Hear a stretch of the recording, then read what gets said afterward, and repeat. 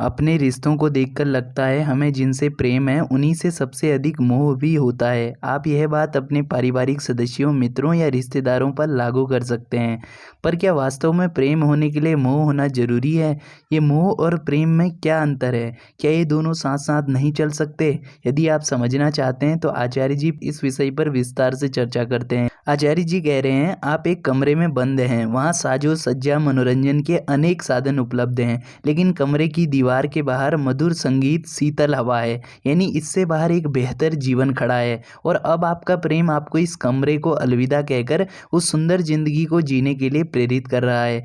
इसके लिए चाहे आपको अपनी पुरानी सुख सुविधाओं का त्याग क्यों न करना पड़े, यही प्रेम है। दूसरी तरफ मोह उस स्थिति को कहा जाता है जब आपको कमरे के बाहर का जीवन तो बहुत सुहाता है, लेकिन चूंकि उस कमरे में आपकी पुरानी तस्वीरें हैं, यादें हैं और भोग विलास, मनोरंजन के अनेक साधन उपलब्ध हैं जिनसे आपको लगाव हो गया है और अब आप चाहकर भी उन्हें छोड़ नहीं पाते, यही मोह कहलाता है। इसलिए जहाँ व्यक्ति को किसी वस्तु, व्यक्ति, विचार इत्यादि से मोह हो जाए तो वहां से प्रेम गायब हो जाता है। बस यही महीन सा अंतर है प्रेम और मोह में। लेकिन कई बार लोगों को प्रेम और मोह में समानता दिखाई देती है, पर मैं कह रहा हूँ समानता तो छोड़ो, ये दोनों विपरीत भी नहीं है। एक दूसरी दुनिया का है, दूसरा दूसरी दुनिया का। मोह जहाँ पुरानी व्यवस्थाओं, धारणाओं को आगे बढ़ाने का नाम है, वहीं प्रेम विस्फोटक होता है जो व्यक्ति के पुराने ढर्रे, पुरानी आदतों को तोड़ मोड़ देता है और उसका जीवन ही बदल देता है। प्रेम आपको वो रहने नहीं देता जैसे आप हैं। ऐसा नहीं है कि आप प्रेम में पुरानी व्यवस्था का पालन न करने के लिए उसका विरोध करते हैं, बल्कि प्रेम में आप पुराना सब भूल ही जाते हैं। कोई पूछे उस प्रेमी से और कहे कहाँ थे इतने दिन और क्या हुआ जीवन में, वो कहेगा पता नहीं। कोई पूछेगा पीछे का वो सब क्यों छोड़ दिया, वो कहेगा याद नहीं। बस जीवन बदल गया, क्यों छोड़ा, कैसे हुआ, वो उन पुरानी बातों को इतनी भी तवज्जो नहीं देता जो याद रखी जा सके। तो देखिए, फिर इसलिए जो सच्चे प्रेमी होते हैं वो डरते बिल्कुल नहीं, क्योंकि डर हो जीवन में इसके लिए कुछ पुराना याद तो होना चाहिए ना। लेकिन प्रेमी भुलक्कड़ होते हैं, वो पुराना सब भूल जाते हैं, बस उनका उसी पर ध्यान होता है जिससे उन्हें प्रेम है। आचार्य जी कह रहे हैं, आपको प्रेम और मोह में समानता या असमानता दिख कैसे गई? मोह तो बड़ा कमजोर होता है जिसका तुम नाम भी नहीं ले सकते।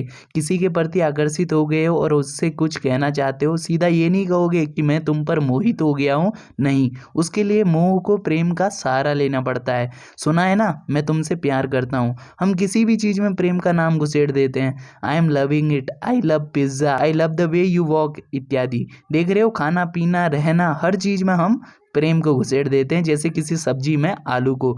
तो जो इतना बलहीन है, जिसको बचाए छुपाए रखना पड़ता है, उसकी तुलना प्रेम से कैसे की जा सकती है? हमारी संस्कृति में अध्यात्म गायब होने की वजह से समझदारी और बोध जीवन से कैसे गायब हुआ है, आप बच्चों के नामकरणों से समझ सकते हैं। कुछ दशक पहले तक लड़कों के नाम रखे जाते थे थानेदार सिंह, मैनेजर चौबे। देख पा रहे हो, लोग पद, प्रतिष्ठा और ताकत के इतने प्यासे हैं कि लड़का थानेदार बने, इसके लिए पैदा होते ही उसका नाम रख दिया क्या? थानेदार सिंह। दूध और मीठे से ज्यादा आसक्ति हुई तो नाम रख दिया लड़की का राबड़ी मलाई। और अगर हमारी संस्कृति आध्यात्म पर होती तो माँ बाप अपनी बच्ची का नाम माया, कामिनी, ममता नहीं रख सकते थे, लेकिन हमें तो ममता बड़ा सुंदर नाम लगता है। वहाँ कृष्ण भगवत गीता में अर्जुन से ममता से बचने की बात कर रहे हैं और यहाँ ममता नाम बहुत प्रचलित और शुभ लगता है हमें। तो इसी तरह अगर आध्यात्मिकता चूंकि हमारे जीवन में होती तो कभी मोह को इतना सम्मान, महत्व नहीं मिलता हमारी संस्कृति में, और हम इस शब्द से किनारा रखते। इस तरह आचार्य जी मोह के नाम पर हमारे परिवार, समाज में जो घटनाएं घटती हैं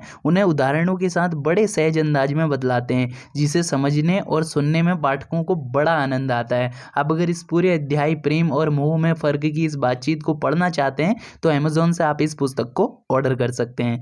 तो साथियों, अगर आपको ये वीडियो पसंद आए तो वीडियो को लाइक और शेयर करें। हम आपके लिए ऐसे ही उपयोगी वीडियोस इस चैनल पर आगे लाते रहेंगे।